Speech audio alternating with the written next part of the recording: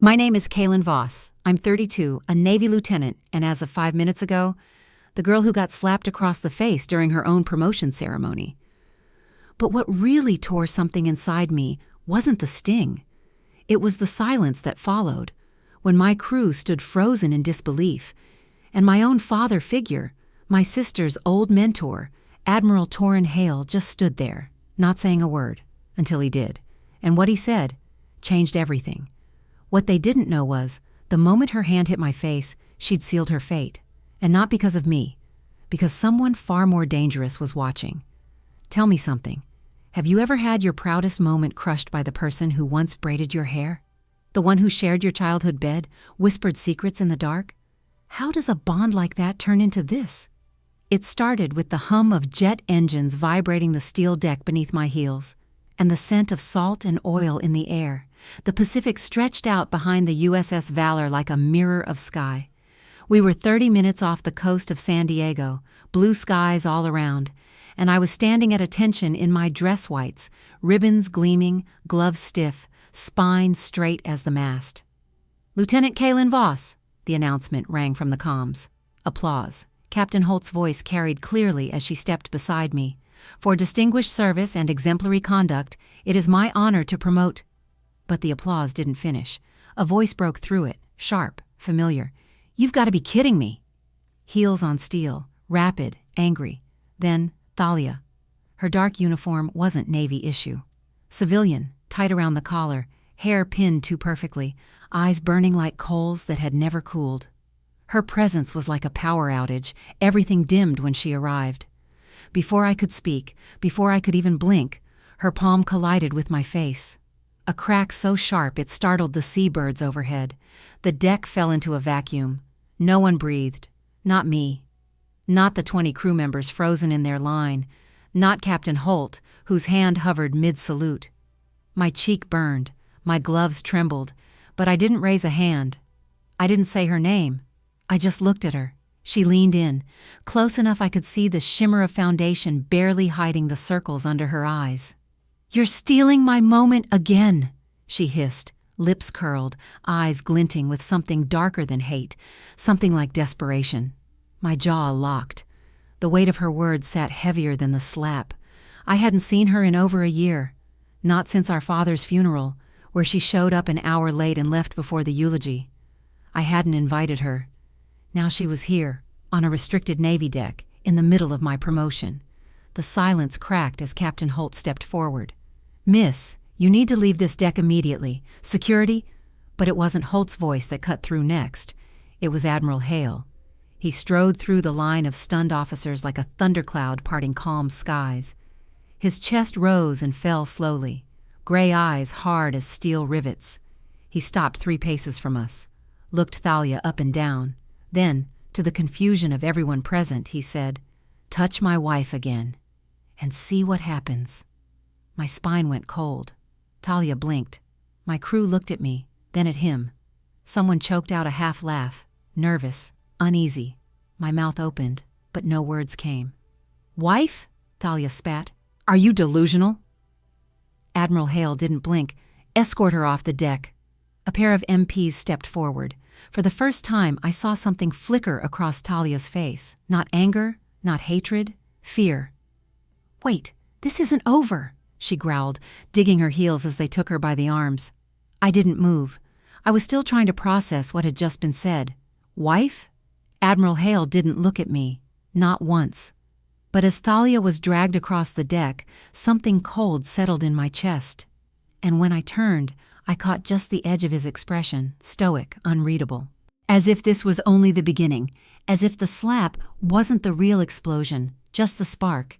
And now, the ship was on fire. They say the sting of a slap fades in minutes, but the silence after, that hangs in the air like smoke. I didn't sleep that night. Even with the hum of the Valor systems, low, constant like an artificial heartbeat, my thoughts refused to settle. I lay stiff in my bunk, dress white still draped over the back of my chair, the creases in the fabric sharper than the memories clawing at the edge of my mind. Thalia, her voice, her eyes, that slap.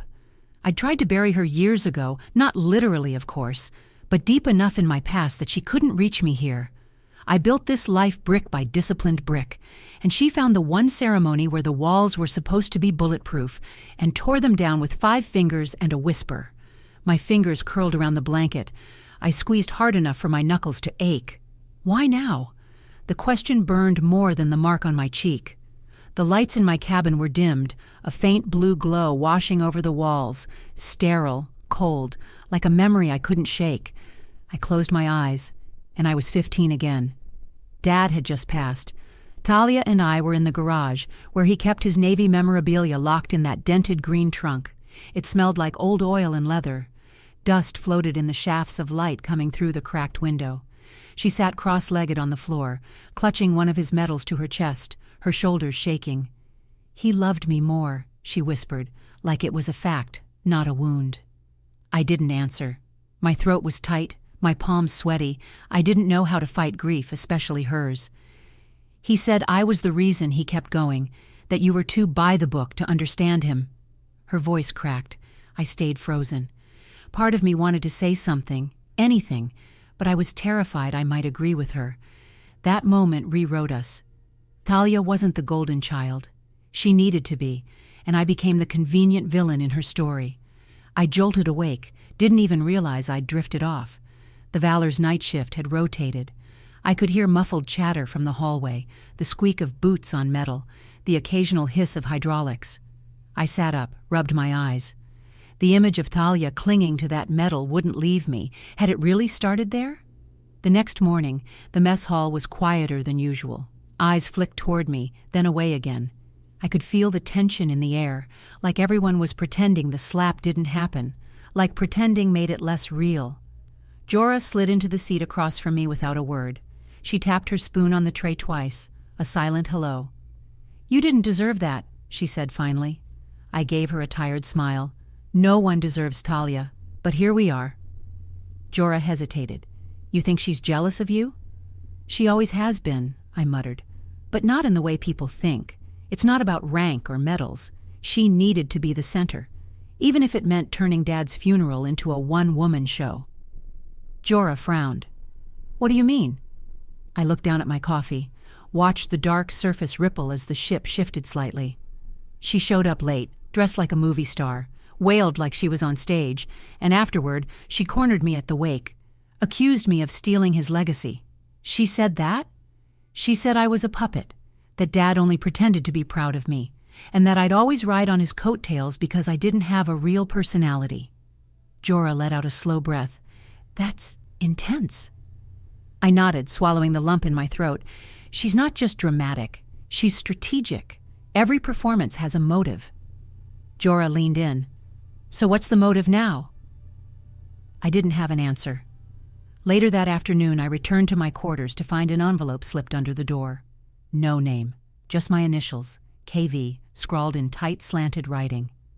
I closed the door behind me slowly, heart pounding. The paper was rough between my fingers, slightly yellowed. This wasn't new. I turned it over. The seal was already broken. Inside a single sheet. No date, no signature. But the handwriting, I knew it instantly. Dad's. My breath caught. "Kaelin, if this ever reaches you, know that I tried. I tried to keep the truth from burning through the walls we built. Your sister, she doesn't know. Not fully. I made choices I regret. Ones I can't undo now. There's a debt I owe, and she's the cost. Take care of each other, if you can. I hope you're stronger than I was." I stood frozen. The room felt colder suddenly. The hum of the ship faded behind a rushing in my ears. A debt? Thalia was the cost? I read it again. The words didn't change, but their meaning unraveled everything. Was she? No. I shook the thought out. It was too early to leap to conclusions. But something had been buried. Something big enough to warp our entire relationship. I sat down on the edge of the bed, the letter trembling in my hands. I hadn't spoken to Dad about Thalia in the months before he died. We kept things surface level, polite, regretful. I never asked why. And now he was gone, and I was left with this. A single page that raised more questions than answers. I should have gone to Captain Holt or Hale or burned the damn thing and kept moving, but I couldn't, because I'd felt something shift in Thalia yesterday. Something desperate, something cornered. She'd always hated me for what I represented, But what if, this time, it wasn't just about me? What if she'd learned something too? What if this whole public humiliation wasn't just revenge, but a warning? Or worse, a distraction? That night, I placed the letter back in its envelope and tucked it inside my sea bag, same one Dad gave me when I enlisted. I zipped it up slowly, sat in the dark, and whispered the only question that mattered now. What the hell did he mean? She's the cost? The next morning, the ocean looked deceptively calm, sunlight glinting off ripples like everything was fine. It wasn't. My head was still spinning from the letter. My father's words replayed in a loop I couldn't quiet. There's a debt I owe, and she's the cost. I didn't know what it meant yet, but I felt the edges of a truth sharp enough to bleed. And then there was Admiral Hale. His words from the ceremony had replayed almost as much. Touch my wife again. My wife? I didn't get the chance to confront him right away. The valor ran like clockwork, and after the chaos yesterday, the senior officers were in damage control mode. Public decorum, crew morale, optics. I was ordered to resume duty as if my sister hadn't slapped me across federal steel in front of 20 witnesses. But I wasn't the only one who noticed the tension humming beneath the surface. At 1400 hours sharp, my earpiece crackled. Lieutenant Voss, report to the Admiral's quarters. Immediately. The walk felt longer than usual. Every hallway was lit too brightly, every bolt too clean, every step echoing like I was being dragged towards something final. I kept my expression blank, but my palms itched inside my gloves. I didn't know what I was walking into. A reprimand, a gaslighting, another surprise accusation. I knocked once, sharp and controlled. Enter. Admiral Hale stood with his back to me, arms behind him, staring out through the thick glass window of his office. The Pacific stretched beyond him, all blue and merciless. He didn't turn. Close the door. I did, slowly. The hiss of the seal locking shut sent a shiver through me. I owe you an explanation, he said finally. I kept my posture upright. Yes, sir. He turned. His face was unreadable, gray stubble along a chiseled jaw, eyes that had seen combat and worse. But there was something else, too. A weight, a shadow. What I said on deck wasn't a mistake. I blinked. Sir? His mouth tightened. It wasn't protocol, but it wasn't a lie. I stared at him. Was he joking? Was this some twisted power move? We've barely spoken, I said, my voice quieter than I meant. His gaze didn't waver. You remind me of someone I loved, once. 1,000 possibilities flared in my brain. Was he talking about my mother? Someone from his past? Was this some long-buried connection to my father? I swallowed. Why say it like that? Why now? Why in public? Because it was the only way to stop her, he said, stepping forward. Your sister. She was escalating. You didn't see what I saw. That wasn't about rivalry. That was a calculated move. She wanted to humiliate you in front of command. I couldn't let her continue. I stayed frozen, trying to process his words. You called me your wife. He nodded once. It bought you time, gave her pause, and now I need you to play along. Play along? My voice cracked, with the idea that we're, what, married? No, he said more gently, with the idea that you're not alone. I didn't know how to respond to that. The weight of his words, the way they hung in the air, it felt like he wasn't just protecting me from Talia. He was shielding something bigger, something older. I stepped back, just enough to breathe. You knew my father, I said. He didn't blink. I did. There it was. I knew it in my gut. I pressed.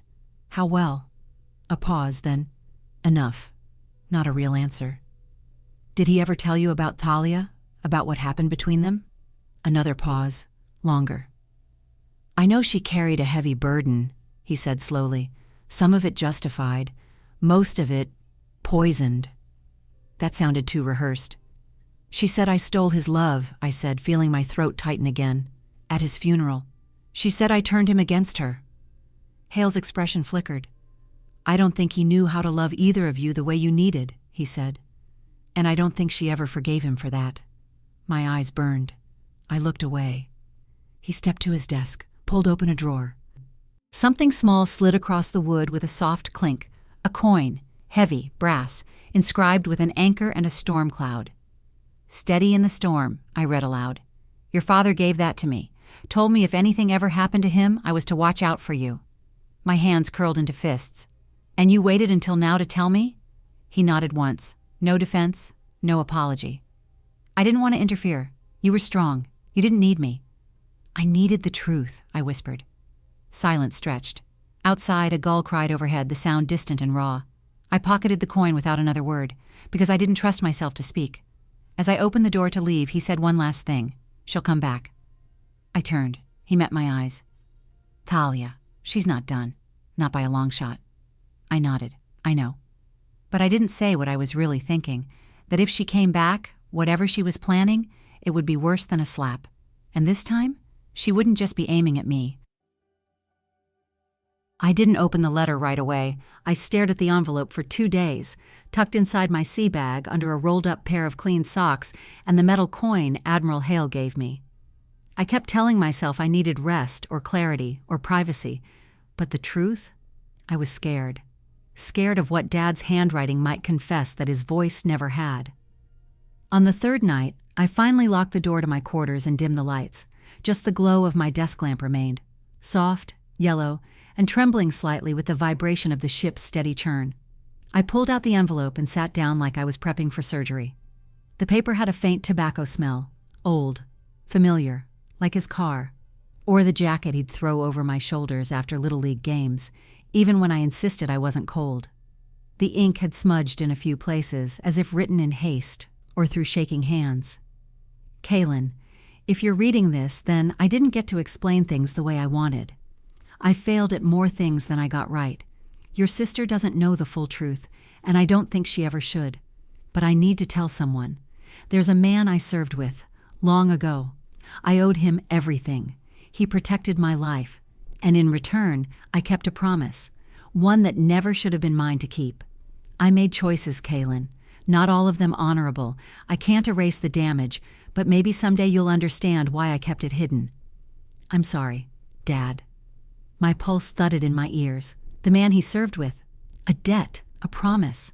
And Thalia at the center of it? I turned the letter over, hoping there was more. My fingers felt every corner, every crease, and then I felt something odd. The corner of the envelope had a soft ridge, almost like a double lining. I grabbed a scalpel from my med kit, slipped the blade under the seam, and peeled it open. A second piece of paper slid out, smaller, folded twice. Same handwriting, shorter this time. Sloppier. "Steady in the storm, not hers to bear. You'll know when the time comes." I read it again. And again, "Not hers to bear." The words hit like a punch to the ribs. Was he talking about me? Or Thalia? Or someone else entirely? I leaned back, one hand over my eyes, my other clutching the paper like it might dissolve. A knock broke the silence. 3 quick taps, then silence. I didn't answer, didn't move. Another knock. "Lieutenant?" It was Jorah's voice, low, hesitant. "You awake?" I shoved the letters back into the envelope, slid them under my mattress, and opened the door.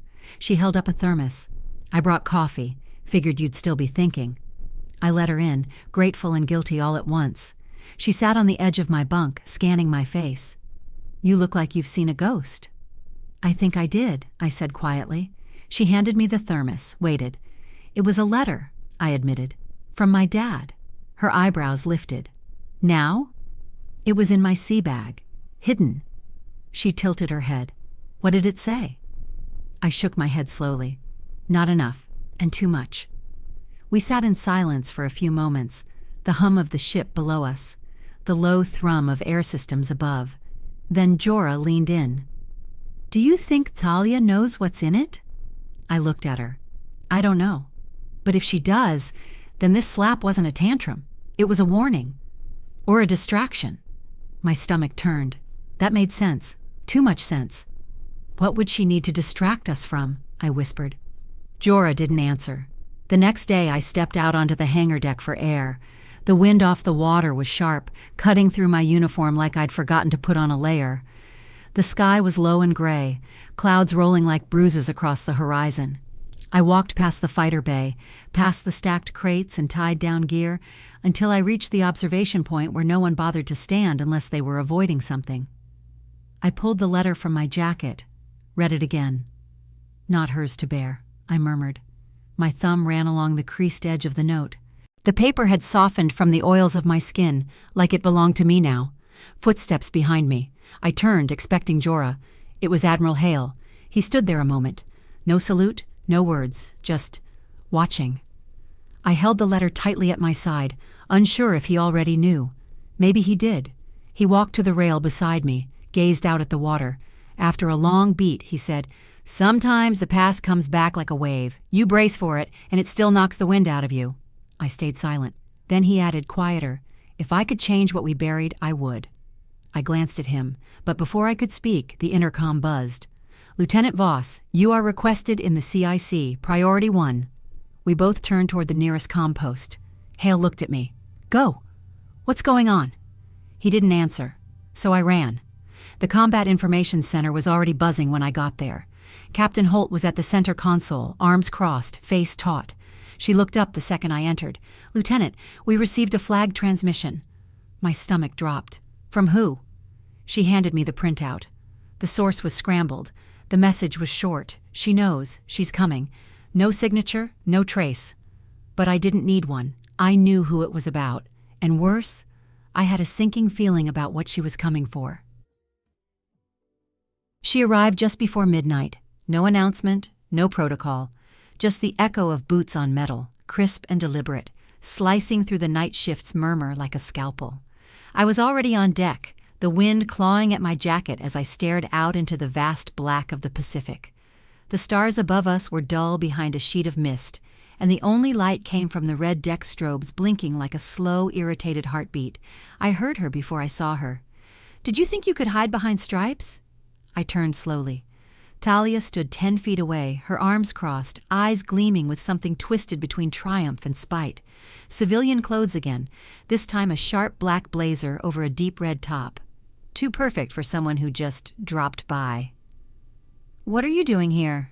My voice was low, already bracing for impact. She smiled. "Just checking in on baby sis. Figured I'd come say hi before your crew finished polishing your halo." I stepped forward. "You're not supposed to be here. You were escorted off." "I was invited back," she said sweetly, holding up a folded document. "Clearance signed by someone much higher than you." I snatched it from her, scanning quickly. The signature at the bottom made my stomach churn. Senator Dwyer, our father's old friend, one of his political allies. Of course. Talia smirked as I crumpled the paper in my fist. "This is harassment," I muttered. "You're not here for a visit." She tilted her head. "No, I'm here for the truth." I laughed, cold and bitter. "You wouldn't know truth if it slapped you back." She stepped closer. "You think hiding Dad's letters makes you noble? You think Admiral Hale's protection makes you untouchable?" Her voice cracked at the edges now, the performance fraying, and I saw it, just a flicker. Fear. "What do you want, Thalia?" I asked. Her lip curled. "I want what I'm owed." "You mean Dad's approval?" I snapped. "Because that ship sailed a long time ago." The slap came fast. Again. My face snapped to the side, hair stinging from the wind. But this time, I didn't flinch. I turned back, slow and steady, meeting her eyes with something colder than fury. "You're pathetic," I whispered. "Still trying to hurt me the only way you know how?" She laughed, shrill and too loud. "Do you even know what's in that letter?" she said. "Do you even know what he did for you? And to me?" I blinked. "What do you mean?" Her smile dropped. "He made you the hero, and left me holding a secret that wasn't even mine to carry." "What secret?" Her jaw locked. "Ask Hale. He's been your real guardian all along, hasn't he?" I didn't respond. Because suddenly, I wasn't standing on the deck anymore. I was back in Dad's garage at 17, the day after he left for deployment. I had found Thalia in the corner, curled up with a flask and one of Dad's medals pressed against her chest like a weapon. "He should have told you," she said then, drunk tears streaking her cheeks. "But he didn't have the guts." I never asked what that meant. Until now. Back on deck, Thalia was already turning away. "This isn't over," she called over her shoulder. "No," I whispered. It's just beginning." The next morning, I went looking for her. Security said she'd slipped below deck. She wasn't on any official manifest, which meant someone had manually overridden access. When I finally found her, she was in the officers' briefing lounge, alone, legs crossed, sipping from a mug like she belonged there. "You've got 5 minutes," I said. She set the mug down. "You want the truth?" she said.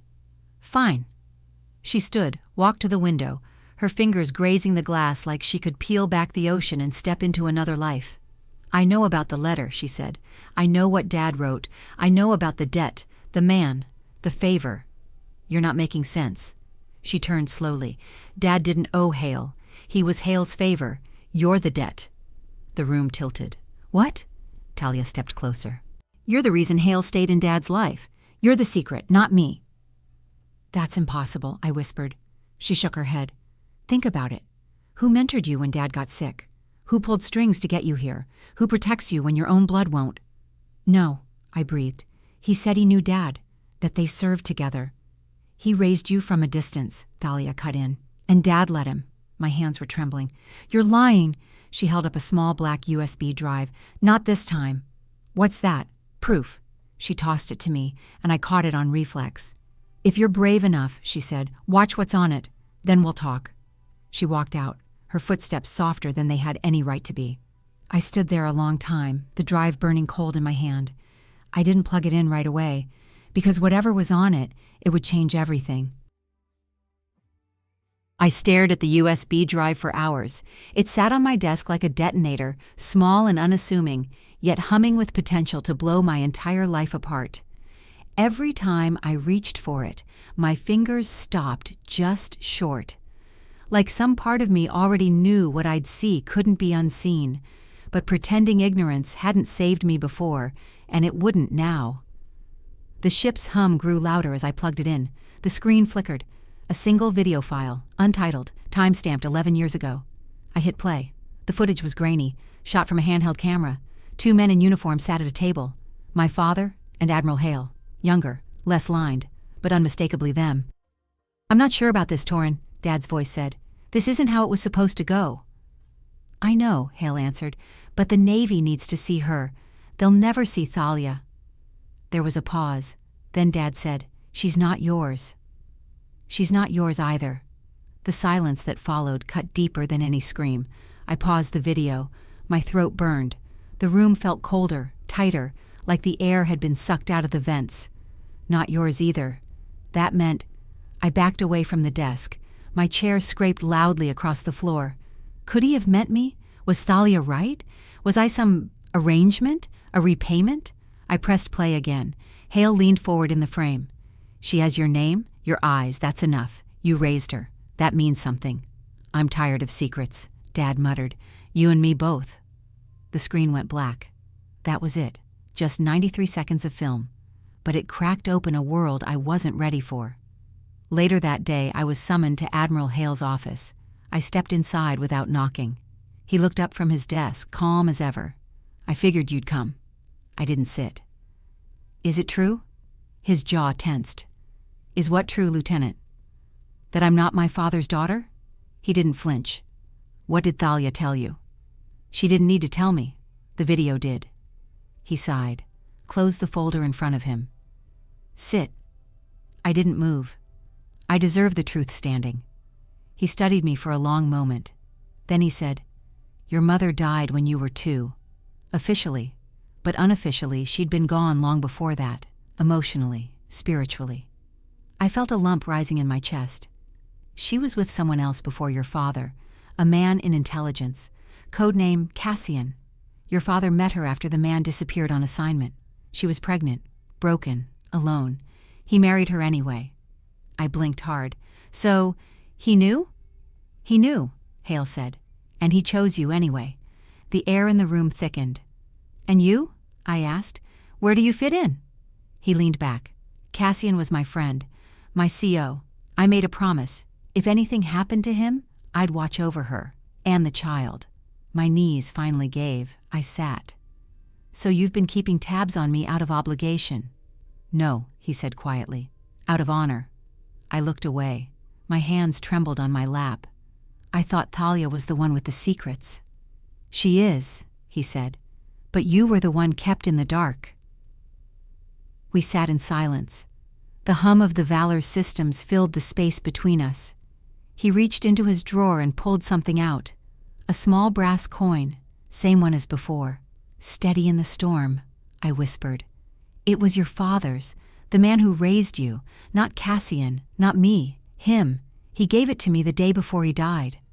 I took the coin slowly, closing it in my fist. It was heavier now, because it carried everything: grief, loyalty, lies. I walked out of his office and straight into the corridor. The lights above buzzed faintly. Every footstep felt louder, hollow. As I reached my quarters, Jorah was waiting. She stood when she saw me. You okay? I handed her the coin. Her fingers closed over it, then her eyes met mine. You found something. I found everything, I whispered. I told her about the video, about Cassian, about the promise, and about the lie I'd been living under my own name. She didn't interrupt, just listened, and when I was done, she reached out and held my hand. Then who are you now? She asked. It wasn't a question meant for answers. It was one meant for silence, and that silence sat with me for the rest of the night. The next morning I woke to a slip under my door. No envelope, no explanation, just 4 words. You still don't know. The note stayed with me all day. 4 words, handwritten in a slanted, looping script I didn't recognize. You still don't know. I kept it in my pocket like a shard of glass I couldn't stop touching. Sharp, delicate, and cruel. Every time I pulled it out, my fingers ran over the ink like they could extract meaning through touch alone. But it only echoed what I already felt deep in my gut. The ground beneath me was still shifting, and whatever was coming next, it wasn't over. That morning, I skipped the mess hall and took my coffee out onto the observation deck. The ocean below was calm, almost mirror smooth. It was the kind of peace that makes your skin crawl, because you know storms usually follow silence. A soft shuffle behind me. I didn't turn. You're getting hard to find, Jorah said. I took a slow sip. That's the point. She stepped beside me, her voice gentler. You didn't answer my message last night. I didn't know how, I said. Jorah waited a beat. Then, do you want to talk about it? I'm not sure talking helps anymore. She nodded, arms folded. Fair enough. So, let me show you something instead. She handed me a folded piece of paper. My heart tensed as I unfolded it, a handwritten note, this time in blocky, neat handwriting. Different ink, different tone. You're not alone. J and crew. Below it were 12 signatures. Engineers, medics, navigation techs, people I served with, people I thought might be doubting me after the slap, the Admiral's strange claim, the Thalia-shaped tornado tearing through my life. I swallowed hard. They said to tell you, Jorah said, that whatever storm you're in, you've got backup. My jaw clenched. I blinked fast. I don't deserve this. You earned it. I didn't speak. Couldn't. I slipped the note next to the one that haunted me, side by side in my jacket pocket. Light and shadow, doubt and faith. Maybe I didn't know everything yet, but I knew who had my back. Later that afternoon, rumors started rippling through the lower decks. Something about a report being filed against me, an ethics concern, allegations of falsified credentials. Nothing official yet, just whispers bouncing from mouth to mouth like sparks waiting for fuel. I cornered Jorah near the med bay. You hear anything? She nodded. Came from shoreside channels, unverified. Thalia, most likely. I pinched the bridge of my nose, heart hammering. She's trying to burn me down from the inside. And she knows how, Jorah said quietly. She knows your file, your weak spots, what to twist. A silence hung between us. Then I asked, would you believe me if I told you I'm not even sure what's real anymore? I'd believe you, she said, and I'd still stand next to you.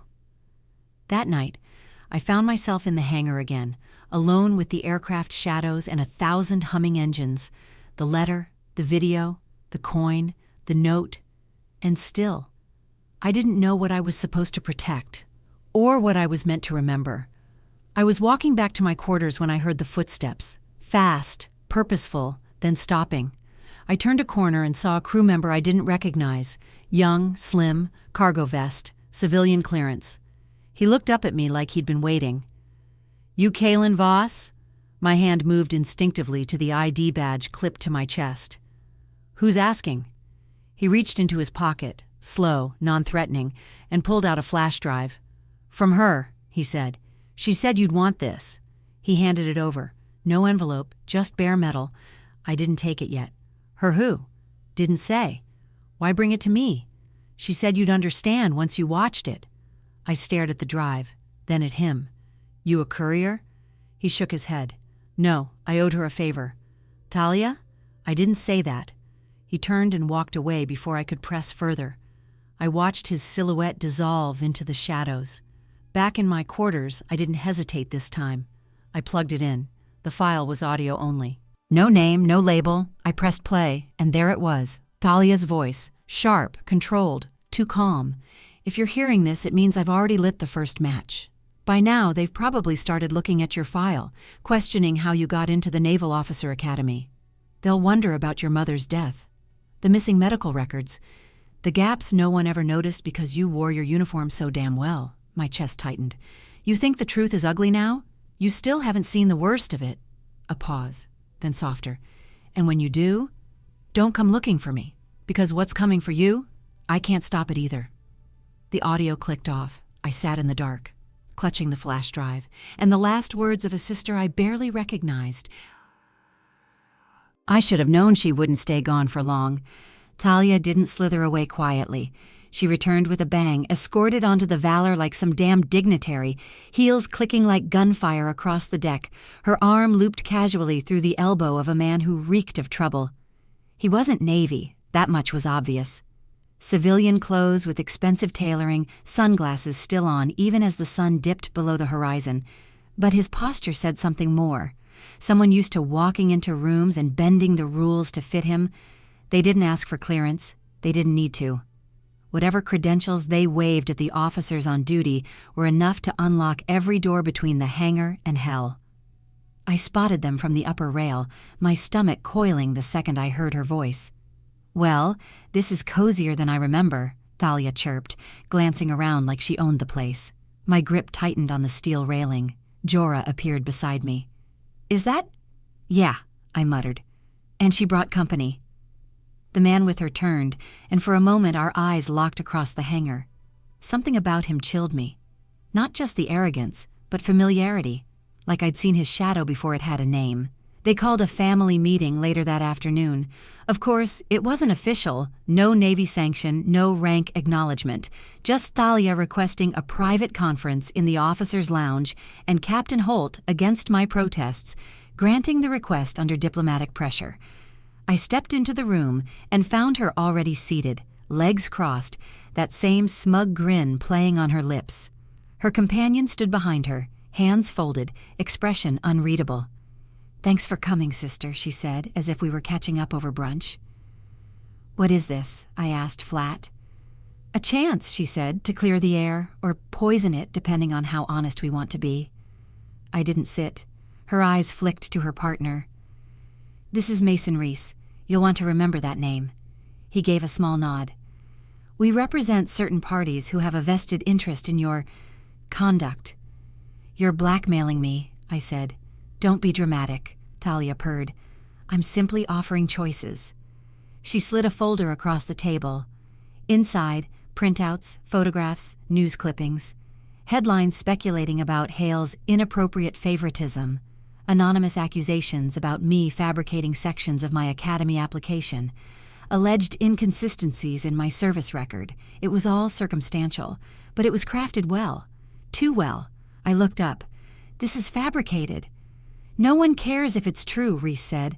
"They care if it's loud." I could feel the walls closing in. My chest tightened. "What do you want?" Thalia leaned forward.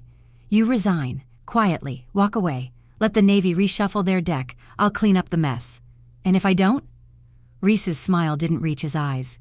"Then the story goes live. Multiple outlets. Congressional inquiries. Public disgrace. And Hale? He burns with you." I turned to her. "Why?" She tilted her head, mock innocent. "Because you've taken enough. and I'm done watching from the sidelines." "Dad died," I said, voice tight. "And you're still clawing for his ghost's approval?" "I'm clawing," she snapped, "because he gave you everything and left me with a legacy of lies." Her voice cracked just for a second, enough to reveal the fracture underneath. That was the real Thalia, the raw, broken version hidden beneath the designer sarcasm and vindictive plans. But I didn't feel pity. I felt fury. "You think exposing me gives you power?" I said. "All it proves is that you were never strong enough to build something without trying to destroy mine." She stood. We were face to face now, just inches apart. Her voice was ice. "Don't say I didn't give you a way out." Then she turned and left. Reese lingered just long enough to whisper, "Tick-tock, Lieutenant." I paced my quarters for hours afterward. The contents of the folder spread across my desk like a murder scene. My reputation, my career, my entire identity, they weren't just under fire, they were soaked in kerosene. I wanted to scream. Instead, I did something worse. I picked up my comms and called Admiral Hale. He answered on the third ring. "Kaelin?" "They're going to destroy you," I said. No greeting. A long silence. "Who?" he asked. "Thalia, and a man named Mason Reese. They've built a smear campaign, targeting both of us. Your favor to my father. It's their weapon now." "I see. You sound calm." "I've been bracing for this storm for years," he said. "I just hoped it wouldn't find you." I pressed a palm to my temple. "What do I do?" "Fight smart," he said. "And remember, sometimes the best way to weather a hurricane is to walk straight into the eye." That night I tried to sleep, but something outside my cabin stirred me. Footsteps, then silence. I stepped into the hallway. Empty. Almost. At the corner of the wall, a slip of paper had been taped to the bulkhead. I peeled it off. 4 words. "Watch your back, Voss." The paper was still warm from where my fingers had gripped it all night. "Watch your back, Voss." I'd read it 10 times, folded it, unfolded it, tucked it into my jacket, then pulled it back out again and again. I couldn't tell if it was a warning or a threat. The distinction was too thin now, blurred by everything Thalia had already put in motion. By morning, the hallways felt colder, not in temperature, in presence. I could feel it, the shift in the way crew members passed me, their eyes darting just a second too long, their greetings a beat too late, like they were calculating where to place me now. Commander's favorite? Sister to chaos? Liar? Target? Jorah found me leaning against the comms console, staring out through the thick ship glass into a horizon soaked in dull gray. "Don't let them rattle you," she said quietly. I didn't look at her. "They already have." She slipped something into my hand, a small folded napkin. This time, no threats. Just, "You're not her, and you never were." "Jay." My breath hitched. I nodded once, not trusting my voice. Later that afternoon, I took the long route to the hangar, past the lower deck maintenance bays. Fewer people, more shadows. The corridor lights flickered once, just a brief stutter, but enough to make me stop. I scanned the hallway. Nothing. No motion, just the distant clang of someone working on equipment below. Then a whisper of movement caught my eye. A figure, half hidden between crates stacked by the maintenance tunnel. "Who's there?" I called out. Silence. I took a step forward, hand hovering near my sidearm. Another step. The figure shifted, slim build, hoodie, civilian shoes, not crew, not authorized. "Hey, stop!" They bolted. I ran. The clang of boots against metal echoed off the walls. My breath burned in my throat as I chased the shadow through the passageway, heart thudding like a war drum. We turned a corner, then another, and suddenly I was alone again. The corridor split into 3 narrow branches. I stopped, listened. A faint rustle behind me. I turned just in time to see a note drop to the floor. By the time I picked it up, the figure was gone. 2 words this time. "We see." That night, I couldn't sleep. I sat cross-legged on my bunk, the Valor gently rocking beneath me. The air was stale, recycled, too quiet. I kept picturing the shadow in the corridor. Male? Female? Neither? I couldn't be sure. But whoever it was, they knew the ship's blind spots. And they weren't working alone. In the morning, I visited the surveillance deck, just to check the logs, just to see if my paranoia had company. It did. The camera covering the lower corridor had gone dark, exactly at the time I chased the figure. "System glitch," the tech on duty said. "These things happen." "Do they?" I asked. He looked up. "We've filed it." But his eyes told me he didn't believe it either. By early evening, the whispers started again. Not spoken this time. Scrawled, taped under the mirror in the women's showers. The deeper you dig, the darker it gets. Carved faintly into the side of my locker. Not everything buried stays buried. Pinned beneath a mess hall tray. You were never supposed to survive. Each message felt like a splinter under the skin. Small, deep, impossible to ignore. And then one more. A printed photo slipped into my bed when I wasn't looking. A still frame from ship security footage, black and white, time-stamped 02:17 hours. It showed me asleep, in my bunk, from inside my room. I carried it straight to Admiral Hale's office. I didn't knock, I barged in. He stood immediately. "Kaelin!" I threw the photo onto his desk. He stared at it, quiet. "Someone's been in my quarters," I said. "They're leaving notes, watching, following." His jaw clenched. "How long?" "Since yesterday, maybe longer. Someone scrubbed the cameras." He picked up the photo. This wasn't supposed to escalate." "Then maybe you underestimated how far Thalia would go." "No," he said. "This isn't Thalia's work." I froze.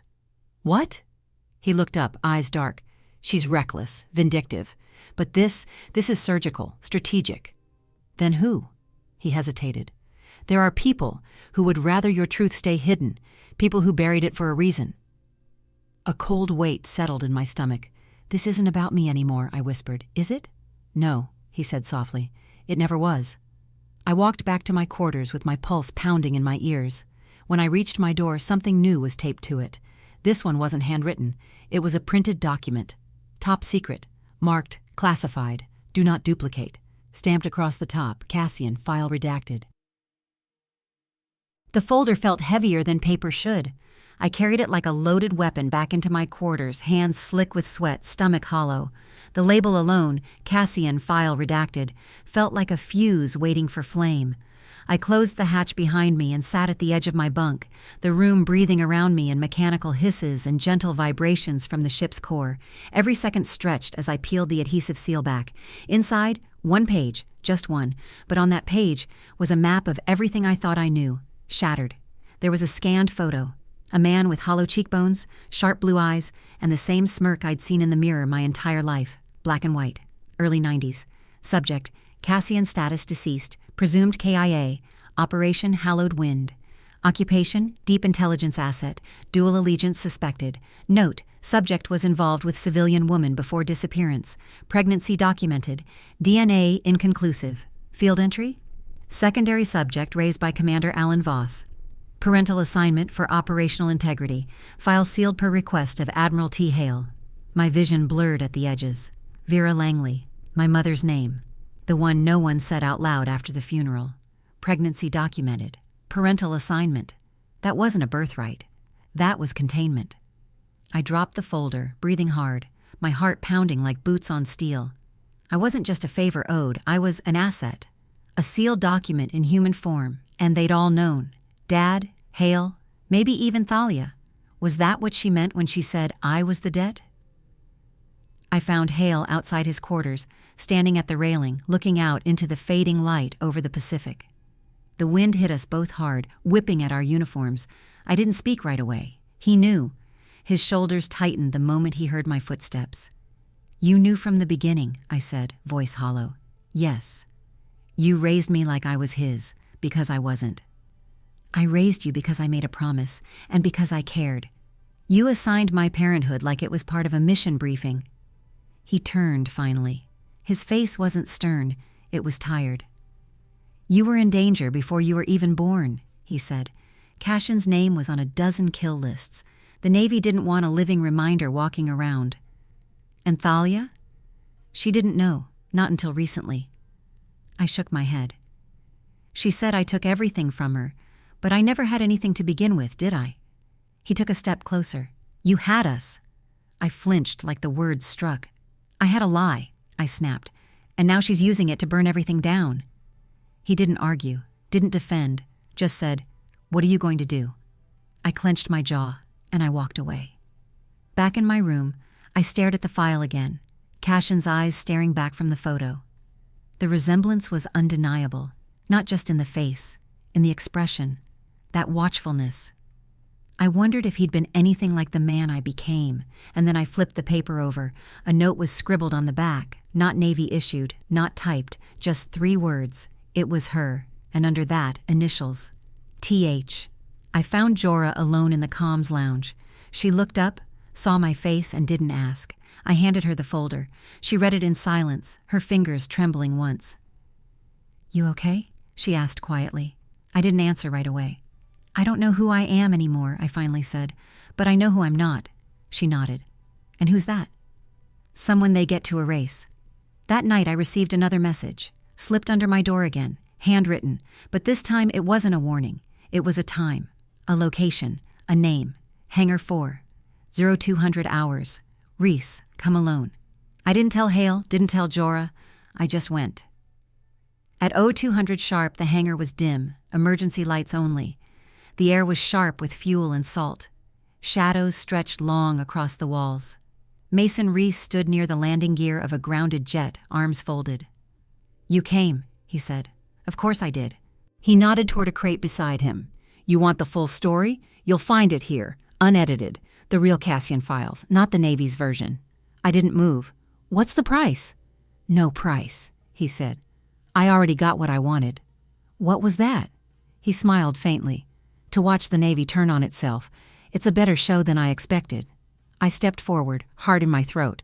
As I reached for the crate, he whispered something I almost didn't hear. "You should ask yourself why Hale kept the second page from you." I froze. "What second page?" He smiled wider. "That's the part they never want their heroes to read." Then he walked away. The crate was locked, but taped to the top was a folded paper. I opened it slowly. Typed, single sentence. "Your father didn't die in combat. He was silenced." They say silence has weight. That night it felt like a lead blanket wrapped around my ribs, pressing down with every breath I took. I sat alone on the flight deck, knees drawn to my chest, the crate unopened at my side. The note still burned in my hand. "Your father didn't die in combat. He was silenced." Silenced. I whispered the word to myself again, tasting the betrayal in it. If that was true, if Hale or anyone in command had kept it buried, then every ceremony, every folded flag, every line in the eulogy had been a lie painted in gold. And I had stood there at 15, saluting a coffin that didn't hold a man. It held a cover-up. I closed my eyes, letting the wind batter my face. I'd made a choice after Part 10. Now it was time to make a move.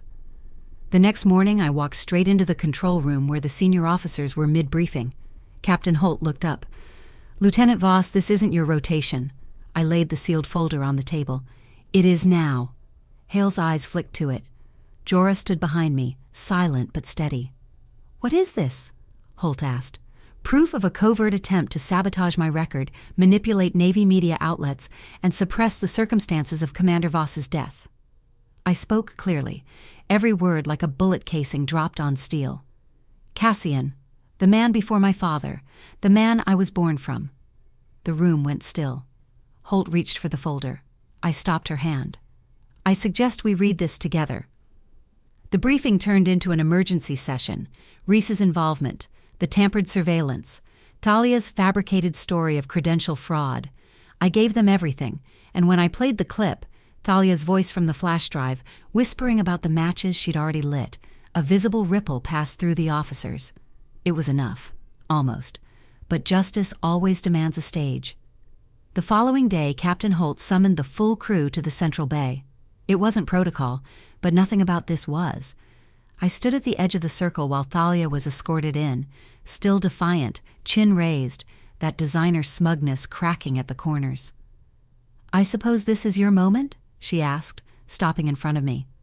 "No," I said. "It's yours." I stepped back. Captain Holt took the floor. After an internal review of the past 10 days, and upon recommendation from both Fleet Command and Internal Legal Counsel, the Navy is issuing a formal rebuke of civilian Thalia Voss for obstruction, impersonation of a security liaison, and coordinated defamation of active personnel. Gasps rippled through the crew. One of the engineers actually clapped before quickly catching himself. Holt continued, You are banned from this vessel and all affiliated bases indefinitely, effective immediately." Thalia's eyes didn't blink. She didn't speak, just turned to me with that look I'd grown up memorizing, rage cloaked in elegance, pain pretending to be power. "I never wanted this to be war," I said softly. "You always did," she replied. "You just wore better armor." She turned. As she was escorted down the main corridor, her heels echoed across the bay, slower than usual. No crowd parted. No one spoke. For once, her exit wasn't a performance. It was surrender. Later that night, I stood with Jorah on the observation deck. Below us, the dark water rolled like glass cracked by pressure. "You okay?" she asked. I took a breath. I thought I'd feel triumphant. And I just feel tired. We stood there in silence for a while. Then she nudged me. She left something behind. What? Jorah handed me a slip of paper, folded neatly. No envelope this time. I opened it. "You still think Hale told you everything?" "You're smarter than that, Kaelin." And on the back, coordinates, latitude, longitude, somewhere in the Pacific. "Another secret?" Jorah asked. "No," I said, clutching it tight. "A final move." The next morning, I requested a private session with Hale. He was already waiting. "I figured you'd come," he said, closing the logbook on his desk. "You kept the second page from me." His hand stilled. I held up the coordinates. "What's out there?" He didn't answer. "Did you kill him?" That landed. He stood slowly. "Kaelin, I need to know. Not for revenge, for truth." His voice was quieter than I'd ever heard it. "He died because he wouldn't play along. The Navy wanted silence. Cassian wanted a future, and your father paid the price. So you did nothing. I kept you safe." "No," I said, "you kept me contained." His eyes met mine, and for once he didn't have a command to give. That night I packed my bag, not because I was running, but because the storm wasn't over, and I was done waiting for it to hit. I took the sea bag my father once packed for me and slung it over my shoulder, this time not as the daughter he raised, but as the woman I had chosen to become. The coordinates Thalia left led to a remote island station, a now decommissioned Navy outpost half buried in moss and sea salt. It was the last place Cassian was seen before he disappeared, before he was silenced. As our small reconnaissance craft neared the shore, the clouds overhead churned like they were watching me. The wind peeled through my jacket. Everything inside me felt raw, scraped clean and waiting. We landed. I went alone. No weapons, just truth. Inside the outpost, the air was thick with mildew and rot. Floorboards groaned beneath every step. I followed the path of crumbling documents and forgotten tech to a sealed metal drawer. Inside, marked in red, "Cassian, final debrief." I took a breath and opened it. Inside was a cassette tape, real, tangible, the past in analog. I found an old recorder nearby, popped the tape in, pressed play. A man's voice crackled through, low and tired. "This is Cassian. If you're hearing this, then I didn't make it. And if she's hearing it, if Kaelin is hearing it, then I have something to tell you." My fingers curled tightly around the edge of the console. "You weren't supposed to be hidden. You were supposed to be protected. I made enemies, and those enemies made you a liability before you took your first breath. Hale covered for me. Kaelin Voss gave you his name. And Vera, she gave you more love than I deserved." He paused. "You were never a debt. You were the only thing I ever got right." The tape ended with the soft click of old gears winding down. I just sat there, not crying, not shaking, just breathing. For once, I didn't feel hunted by my past. I felt seen. Back on the Valor, news of Thalia's ban and Reese's quiet removal spread fast. Turns out even whispers carry weight when spoken by the right people. Holt cleared my name. My record was restored. The crew didn't just return to me, they stood taller beside me. One by one I found notes tucked in my locker. Mess tray, flight helmet. Still with you. Storms pass, you don't. LT Voss, our compass. And then came the ceremony. Same hangar, same polished deck, different air. Captain Holt stood in front of me, her posture rigid but her eyes almost soft. "For service beyond expectation and resilience forged under fire, I am proud to announce Lieutenant Kaelin Voss's promotion to commander." Applause rose like a wave. This time, No slap followed, just Jorah slipping a coin into my palm, brass, engraved with an anchor and a storm cloud. I turned it over. The words were different now. Steady, because I chose to be. I stood on deck that evening, wind brushing through my hair. Hale joined me, quiet, no uniform, no rank. "Did you find what you were looking for?" he asked. I didn't look at him. "I found who I was looking for." He nodded. "Are you angry with me?" he asked. I thought about it. "I was," I said, "but I think anger was just fear in armor, and I'm tired of wearing other people's grief." He placed something beside me on the railing, Dad's original Navy dog tags. "I've been holding them," he said. "Too long." I slipped them into my pocket. Not because I needed to carry him, but because I finally could, without breaking. People keep asking me what I learned from all of this. I tell them this: truth doesn't always roar. Sometimes it waits, patient and quiet, until we're strong enough to face it. Sometimes the people we love protect us by lying, and sometimes the people who hurt us think they're saving themselves. But strength isn't armor, it's clarity. It's stepping into the eye of the storm and saying, "I won't run. Thanks for standing in the storm with me." If this story hit home, don't forget to subscribe, like, and share it with someone who needs to hear it. Drop a comment if you've faced your own storm, and watch the next story. You're not alone in the dark.